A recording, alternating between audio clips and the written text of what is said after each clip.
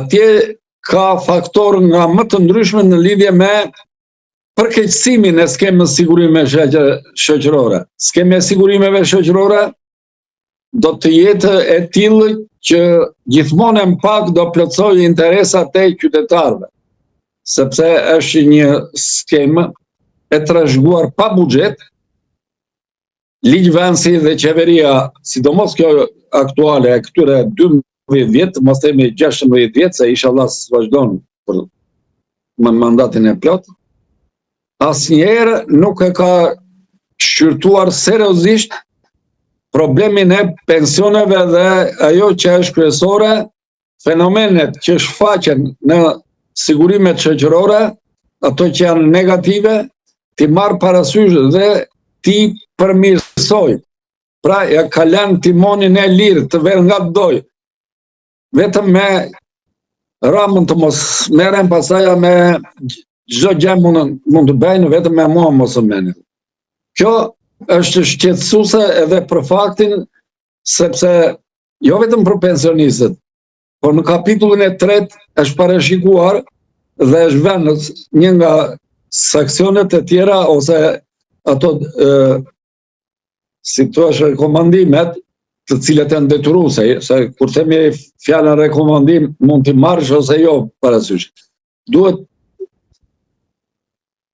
që edhe në fushën e tatimeve, edhe në fushën e doganave, të merren masa për të mbrojtur, si thua, të vëshën atë pjesë të shoqërisë për të patur standardet që ka vendet e Europës. Për shembull, ka vende të Europës, të cilat me futjen në Europë, atë transferimin ose shitjen e mallrave të tyre, gjithmonë më pak bjen ato detyrimet, taksat në përgjithësi dhe të vëshëja. Dhe kjo do të ishte për qeverinë një detyrë shumë e madhe, sepse duhet gjej burimet e plotësimit të buxhetit, kur gjithmonë më tepër do të hiqen këto të vëshet, ose do të lihen jo në kuptimin për të hequr fare, po nga 15% ose 20% që kemi neve të vëshenë, e cila ka variuar edhe më shumë në periudha tjera, do të zbresë duke konkuruar këtë Këshilli i Europës të rritë konkurrueshmërinë, të jenë konkurrente, qoftë në tarifa doganore, qoftë në të vëshe. Pra do vesh në ato standarde. Nuk do të thotë që të futemi në Europë dhe Europa do na i bëj të gatshme neve këto gjëra, do na sjell më shumë sigurisht. Ne do na lindin ca të drejta të tjera për punësimin, ku mund jemi më të lirshëm në punësim. Po qoftë edhe në lëvizje. Por standardet duhet i krijojnë vetë me qeveritë që do të krijojnë shqiptarët vetë, duhet të krijojnë mundësi për të ruajtur interesat e shqiptarëve në këtë treg. Dhe ka mjaft qeveri të vendeve që janë në Europë që i kundërvihen edhe këtyre masave, sepse ndonjëherë ato tarifat doganore, tarifat tatimore, detyrimin, siç kemi detyrimin për shembull në NATO, kemi neve detyrim për të paguar 2% të ardhurës kombëtare, duhet ta paguash atë. Kështu janë edhe këto gjëra të tjera. Pavarësisht Shqipëria është një vend i vogël, por detyrimet ndaj Këshillit të Europës dhe faktorëve të tjerë ndërkombëtar janë konstante dhe barazite me numrin e punonjësve, domethënë me numrin e punonjësve njëkohësisht edhe me numrin e qytetarëve që ka një vend. Sa detyrime ka të përballojnë vetë, si thua. Ti krijosh standarde ndryshëm, të thuash që një shqiptar do të jetë i barabartë me një qytetar tjetër europian, pa përmendur ato shtetet që janë në përbërje të saj, të jenë konkurrues. Qoftë në të ardhura, qoftë në shpenzim. Mos i duket çudi njeriu që me këto standarde ne duam të vëmë atje, po sigurisht i lindë drejta dhe europianëve të vinë të punojnë këtu, të zënë vendet e punës, të punojnë dhe të mos i thot njeri gjep se vjen një një, të themi, nga shtetet e tjera një bulgar, një italian, një gjerman, që të vitë punoj këtu si shtetas i Europës, jo si shtetas gjerman. Pra, si që themi në njerë neve.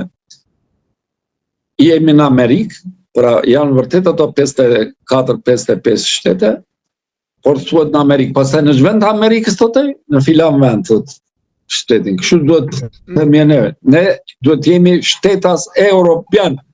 Pastaj banojmë në gadishullin ballkanik dhe quhemi shqiptar, apo jo. Kjo varet pastaj nga ajo që qeverit duhet të jenë shumë të maturuara, të mos mashtrohen me llafe të bukura, me pasaporta europiane dhe me gjëra tjera që nuk kanë lidhje fare me situatën e sotme. Sot qeveria duhet të japë përgjigje problemeve të tilla, sidomos në fushën e pensioneve. Do të jenë qytetarës shqiptarë jo vetëm të barabartë me rritjen e moshës, por edhe me standardin e përvetësimit ose të pagesës së një pensioni dinjitos që të jetë tamam i barabartë me italianit. Mes gjithë këtyre, duke se kemi një lajm të mirë. Për shembull, në datë 1 qershor sipas qeverisë hyn fuqi marrëveshja me Italinë. Ju çfarë mendimi keni për këtë, zoti Hoxha? Atëre unë sjell pa ashtu se nuk duhet ta sjell gjithmonë gjithmonë të errët veprimtarinë e qeverisë, por në parim lidhja çdo marrëveshje me të gjithë vendet ku jetojnë shqiptarët për të njohur vjetësia e punës në parim është pozitive. Marrim rastin e Italisë, që është një nga dy vendet ku Shqipëria ka emigrantët, Italia dhe Greqia, këto janë. Pastaj edhe të tjerat kanë komunitet që jetojnë shqiptar, po që janë më pak se këto. Prandaj janë shumë të rëndësishme, sepse edhe atje ku ka pak shqiptar, qeveria shqiptare duhet t'i evidentojë, jo thjesht për t'u marrë votën edhe kur t'u duhet atyre, për t'i përdorur, por për t'i ndihmuar në atë që quhen detyrat e qeverisë, kanë detyrat e saj për të mbrojtur interesat e qytetarëve të saj. Atëre, unë bëj pyetje vetëm kaq. A ju kujtohet juve, po të gjithë ata që do të na ndjekin në këtë deklarat ose në këtë intervistë, që kur është nënshkruar marrëveshja? I kujtohet njeriu? Ja po ta them unë. I takon prillit të vitit 2024. Është nënshkruar nga të dy. Nga kryeministri i Shqipërisë dhe nga përfaqësuesi i Italisë.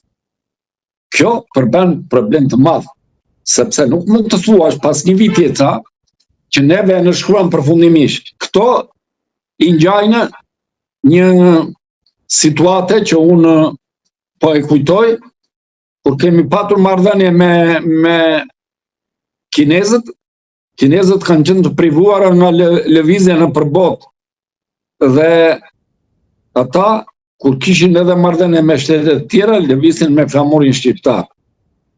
Por, ne duke qenë vend marksist-leninist, edhe me Miki Mao Tse-tunit edhe këtyre partive komuniste, thoshin kur kalonin avion nga Japonia ose nga Rusia në vend kundër dhe shkelin hapësirën ajrore.